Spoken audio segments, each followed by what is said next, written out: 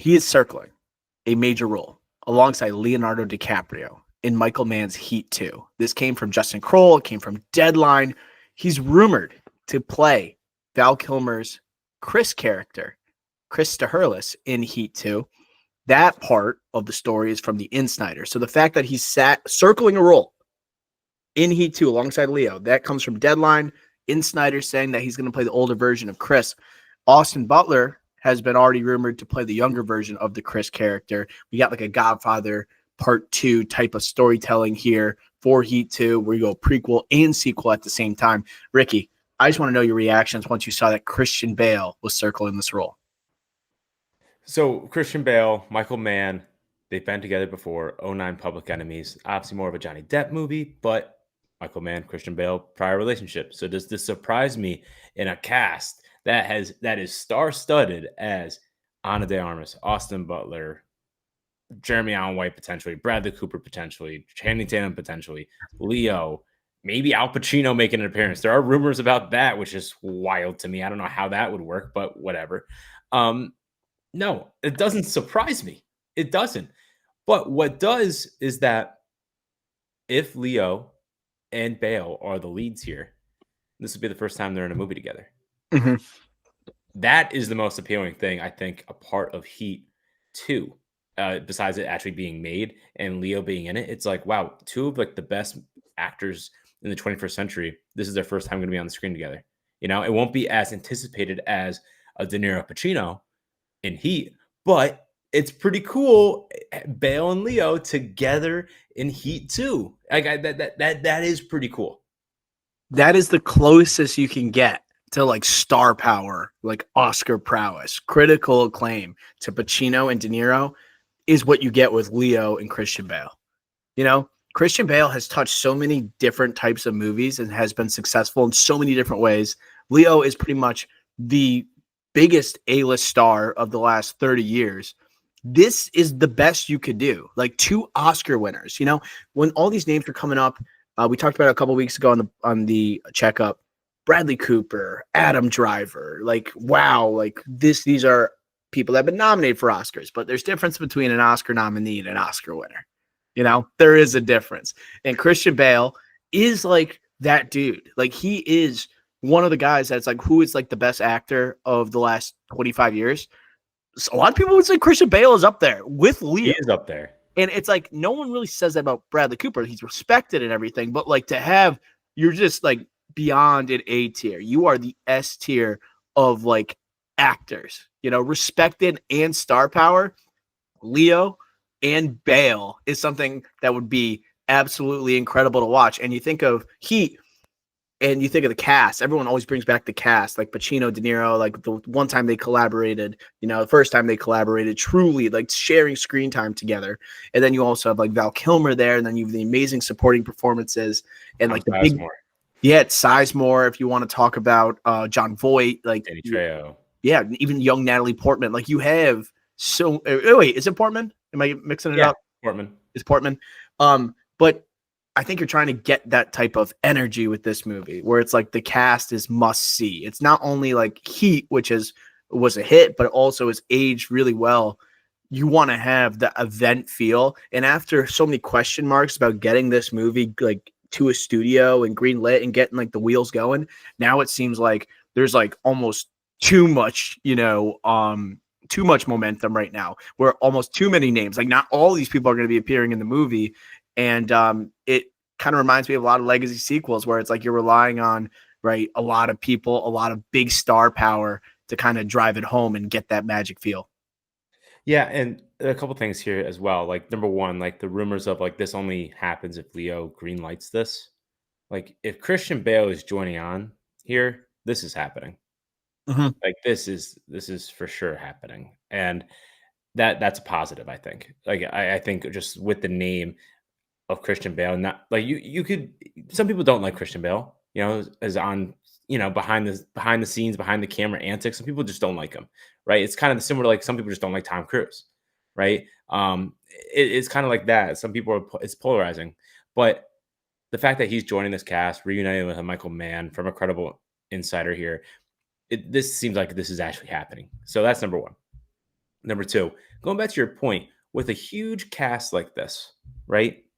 And you see the box office today, right? And again, there were talks that this movie potentially was not going to happen any like right? Like that's a problem when you had Adam Driver and Austin Butler attached forever, right? But you needed Leo to get this over the line. That's already concerning, right?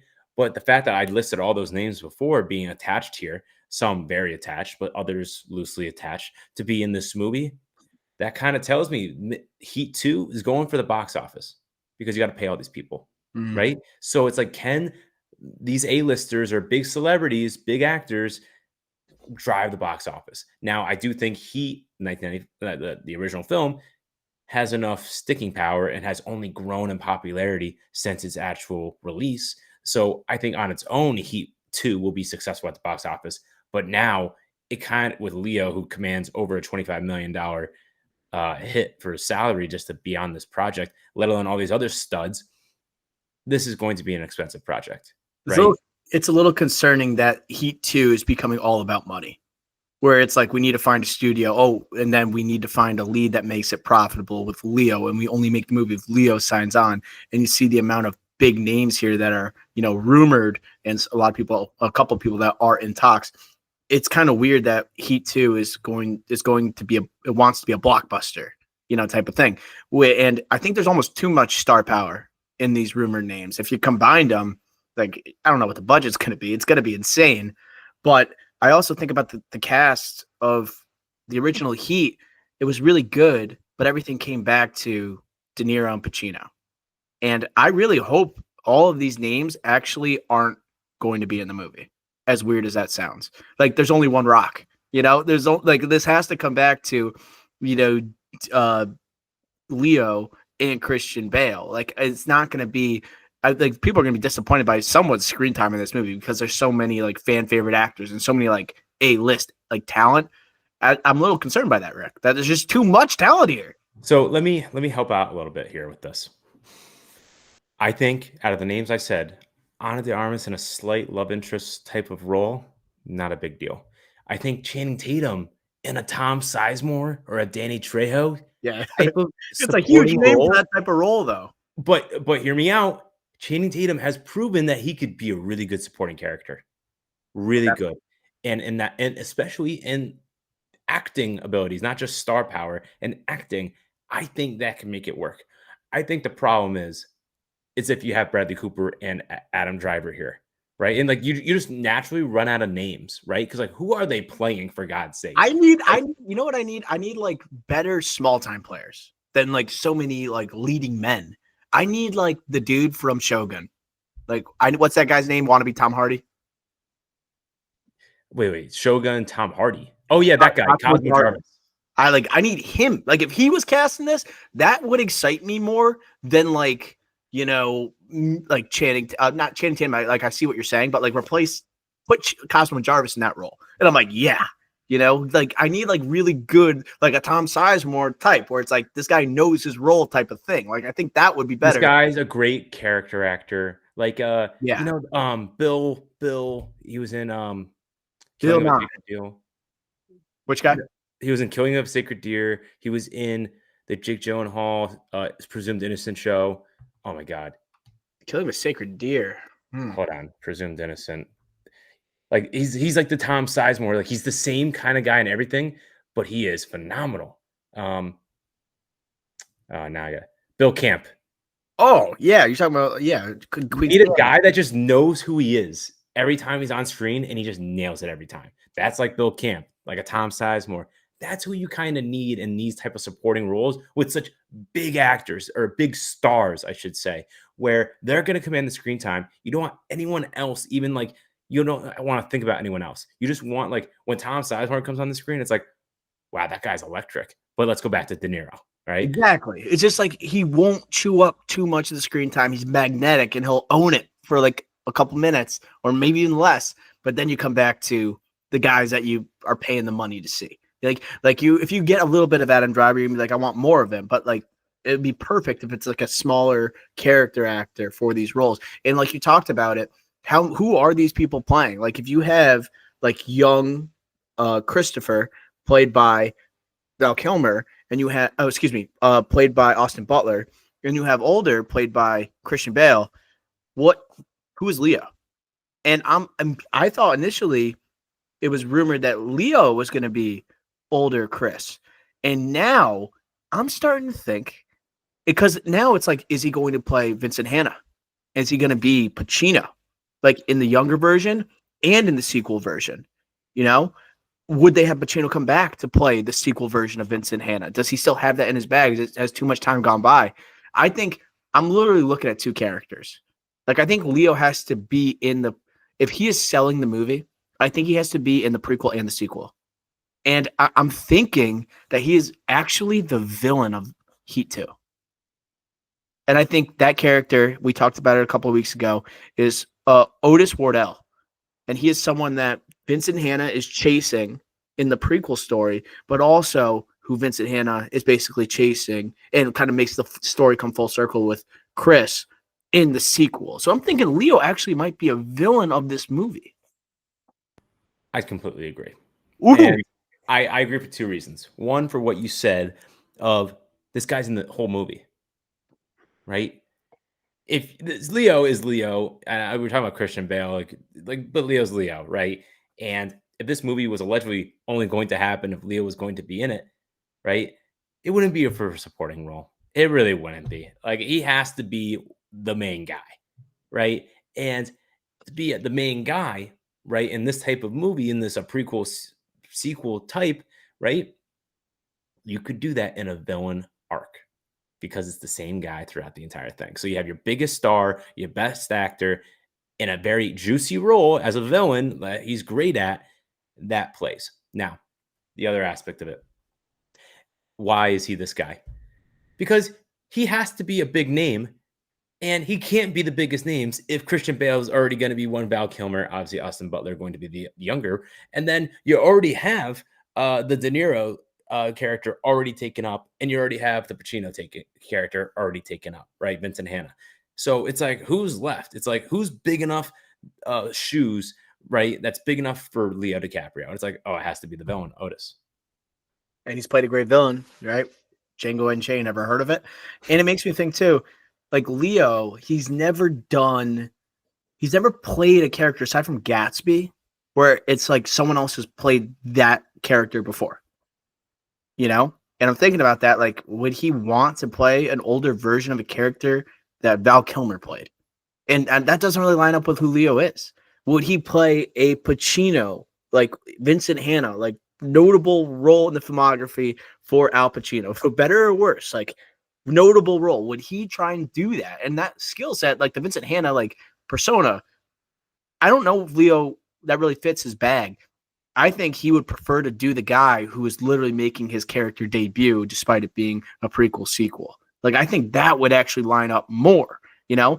But I also say at the same time, like, Bale is such a good villain too. I think he could be Otis Wardell too. I don't know. This is only the insider. This is one guy saying that Bale is lining up to play the older version of Chris. I could easily see Bale playing the villain of this movie too, because he has nearly the same level of star power as Leo. You know, doesn't, Yeah. but at least same talent level. You know, I'm talking about.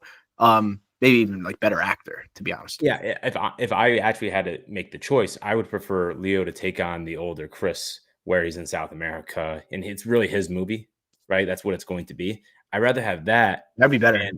And then have a Christian Bale kind of play this villain, and also a guy that is like a chameleon, could go in and out. He could play an older and younger version of that. And also, he's playing that grimier guy. Otis is so grimy, dude. Grimier than Val Kilmer in this movie, dude. Think Out of the Furnace. Think Machinist. Like Christian Bale could do this. Like, as in the Otis role, too. I think, my opinion, better than Leo, because he can get down and dirty better than Leo. But you're also thinking younger version of Chris is played by Austin Butler in this movie. You're talking about decades later. Christian Bale looks more like Austin Butler than Leo looks like Austin Butler. So I see where this report indicating I could see him playing the older version of Chris, you know, but it's just Chris was pretty cool. You know, he was smoldering on screen. Who could smolder on screen? Leonardo DiCaprio. You know, that's why it seemed like it would work. But the Austin Butler thing kind of throws a hitch in it. Any other thoughts on Bale and on Heat 2 before we go on to another major star that we love on TDI? Well, I'll go back to what I was saying with the Leo Bale, like going at it would be something, right? Like the two of them, two of our greats in the 21st century. It's not the De Niro Pacino hype, but it is similar.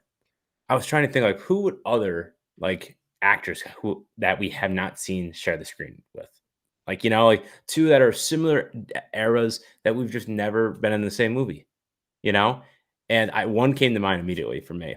I could say it, or I could give you the floor, give you an option here. Maybe you're thinking the same thing. But the thing, what I want to say right now is that like we kind of are getting this in a younger version, like a younger generation, like even before Bale and Leo. Like we had Austin Butler and Chalamet in like Dune Part 2, and we're getting potentially Robert Pattinson as the main villain Dune Part 3 with Chalamet again. So it's like we're getting this earlier and earlier now. I don't know anyone in this age, Ricky, that really sticks out. And I'm like, yes, that would work. These two, so like, yeah, these are the two best. So I think the one that I think of like, oh, the guy in 21st century, he might be, throw his hat in the ring of, he might be the GOAT of the 21st century, Joaquin Phoenix. Oh, yeah. Oh, yeah. Joaquin and Leo never been in a movie together.